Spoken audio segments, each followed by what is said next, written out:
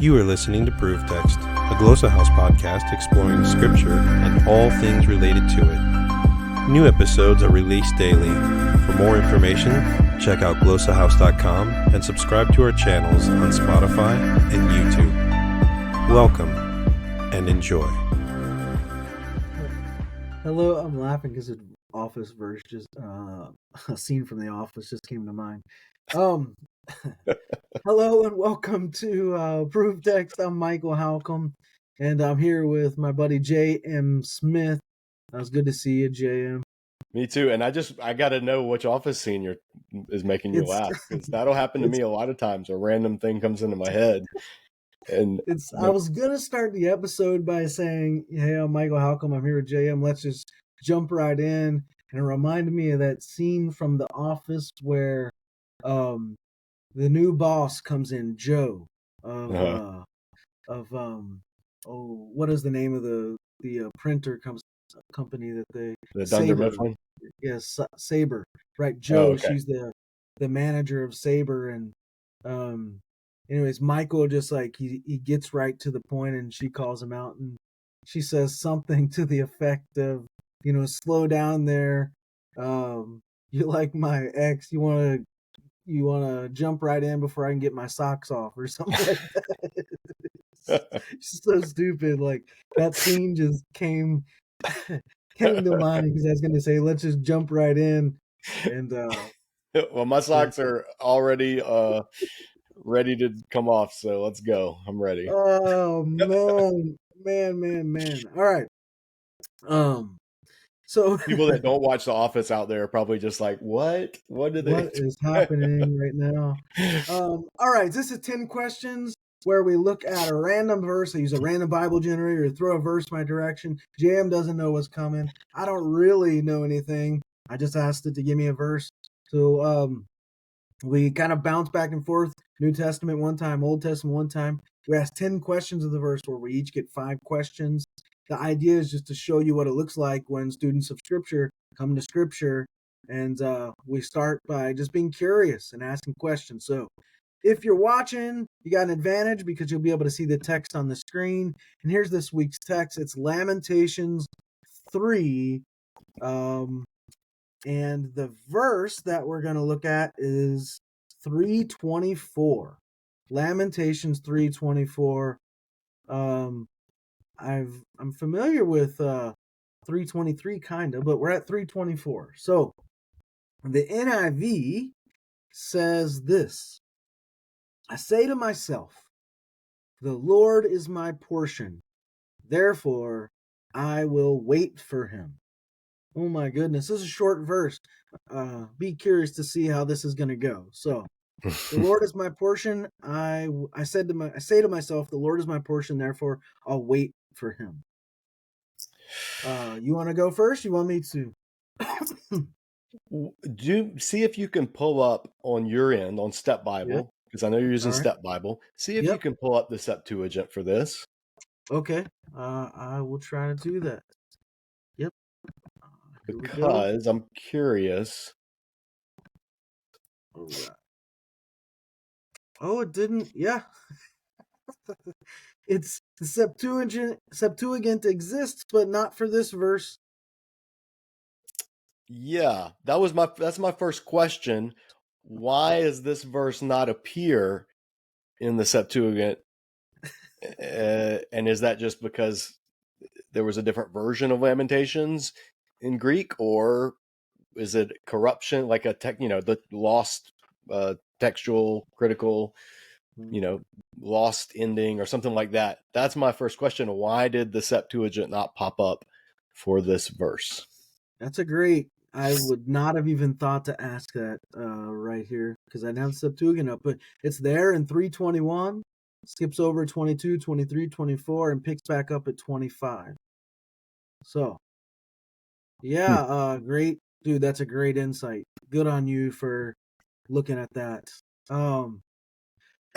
So, I am curious, who is the I here in I say to myself? Who's saying this? All right. My second question is, what is a portion? Yes. Stole my question Helki. again. So Helki, my portion. What does that mean? When I think of portion, I just think of like moving food around on your plate or Yep. something like Yep. that. But I know it's got a more significant meaning in Hebrew. So what is the author intending by, why is God being his portion give him hope? That's good. I'm gonna stay on that word too, chalki, from chalek. So you're asking about a portion. My specific. So I pulled up dictionary over here on the side, and I was looking at the meaning. So you have really portion, share, part, territory, tract, parcel of land. I'm I'm like you. I tend to think portion of food. And I don't know if this could be that even. I'd need to really research that. My second question, is it a portion of land just based on what this lexicon is telling me um, right out of the gate? And if it's a portion of land, how does that affect our understanding of this verse? And if it's not, yeah, then how does that Hmm. affect our understanding of this verse? So I kind of rode on your coattails there, but Yeah. Well, I'm going to keep riding along then. I'm going to just jump back on your coattails uh, and ask if this is talking about, and portion, let's say inheritance, like something like that, like an inheritance, a portion, an allotment. Portion is just not a good word because in English we think of portion size or portion control, and it yeah, automatically deals with food. So if this is talking about something other than that, like something you inherit, what is the significance of that in Lamentations, which is mm, a song or a series of poems all about the destruction of the land surrounding Jerusalem?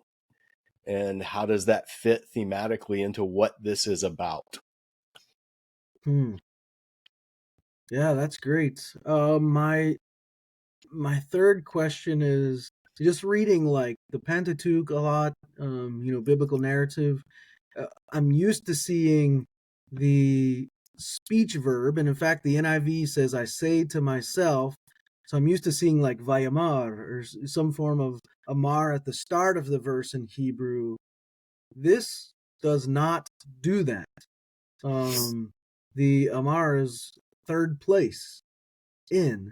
So I'm curious about why that is the case. Does that have to do with genre?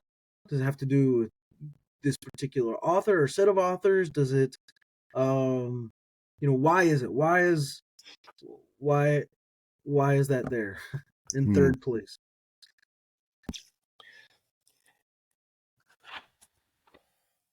This phrase, the next, so amara, which is a feminine, she says, and then nafshi, my soul. Hmm. So my soul says, what is the significance of that versus just saying I say? That's great. Because the NIV, I think, says I say to myself, but that's not anywhere in the text. It's literally she Hmm. says, or my soul says. So they're giving you a little bit of a interpretive bridge. I would want to know, is there, does my soul, and speaking of your soul as, or your life, because nefshi can mean my life as well, Hmm. is there something significant to that theologically, or is it Yeah. just Right. poetry? Is it just, this is, we're reading poetry, and so the whole point of poetry is to not say things in the normal way? How unique Hmm. is that phrase? My soul says. I'm interested. Uh, this form of yachal, um, and the idea of I will wait. Now, in just everyday life in modern America, we're people who don't like waiting. Waiting is boring. We're always on our phone. I'm just really curious. I've done a lot of study on the concept of waiting, the theological concept of waiting. What is it talking about? Just like sitting around and like waiting? Like what in Hebrew thought or in Old Testament thought, what in this language and culture would Yachal really entail? What does it mean Hmm. wait? To wait for him. Like, oh, he'll be Hmm. here soon. Like, man, he's running late. Like, what is there Yeah. more theological substance and significance to Yachal than just like wait? Hmm. That ties in with what my next question was going to be, because I'm looking King James, Revised Standard, New Revised Standard, Updated New Revised Standard. They all don't translate it as wait. They translate it as hope. I will hope in him instead of I will wait for him. So what would make them add that interpretive layer? And the NIV doesn't. Usually the NIV goes a little more interpretive, but in this case the King James is being a little more interpretive by translating it as hope. So why would the different translations, based on their translation theories that they ascribe to, like the ESV, what does ESV have? ESV has hope. Not literal. That's not the literal translation. Doesn't mean it's wrong. It just means it's not literal. So that makes me wonder what was going through the translators' minds in dealing with this passage. Similar to kind of what you're asking, but I guess I'm asking why certain translations went one way and others went the other way. What made them go those routes? Yeah, interesting. So kind of like bouncing around here, we have Lord, portion, wait, or hope. Now, so the Lord is like that's like an equivalent statement. So is that we were talking about? Is it a portion of food? Is it a tract of land? Is it an inheritance? And then he says, I will wait for him. So waiting for him then is to wait for the portion of food or the tract of land or the what's associated with the inheritance. That's what it seems like. So in waiting on the Lord, what you're also waiting on the portion. So what are you actually waiting for or hoping for? Hmm. Um yeah, so that ties back into just what I guess we have to define what the um is here. Yeah. It has significant implications, though, if this is talking about land and you have an Mm-hmm. author saying, actually, Yahweh is my true portion rather than Yeah, any geographical region. That definitely has implications, right. especially given how uh, fervently people cling to land, even Mm-hmm. today, even in modern times. Yep. Hmm. Yep. I think that was my fifth question. I think, Yep. yeah. Did you do five already as well, or do you have one Yep. more? Because I started asking why this is not in the Septuagint. That's right. And I still want to Um, know. I need to have I think I'm having a Septuagint expert on in the near future for Disciple Dojo. I'm hoping great. to. And these are the kind of questions that I want to ask them, like specific case studies on these issues. Because there's some proverbs too that just get left out for some reason. Yeah. And, Yep. Well, Daniel's a big mess too. mm, In terms of Septuagint stuff, huge yeah, mess. and Jeremiah. Yeah. Yeah. So, well, we'll stop there. Interesting questions for sure. I haven't spent a lot of time in Lamentations, so it's good to be in that. Mm, Really good questions. Thank you guys for watching. Like this, subscribe, share it.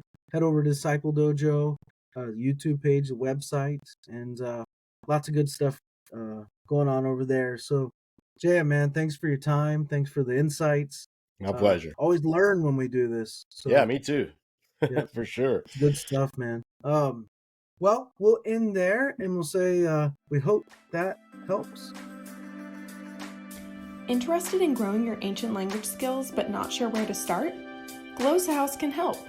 From illustrated readers and short stories to lexicons and grammars, Glossa House offers a variety of resources for beginning, intermediate, and experienced ancient language learners. Head to glossahouse.com today. Glossa House, language resources for the global community.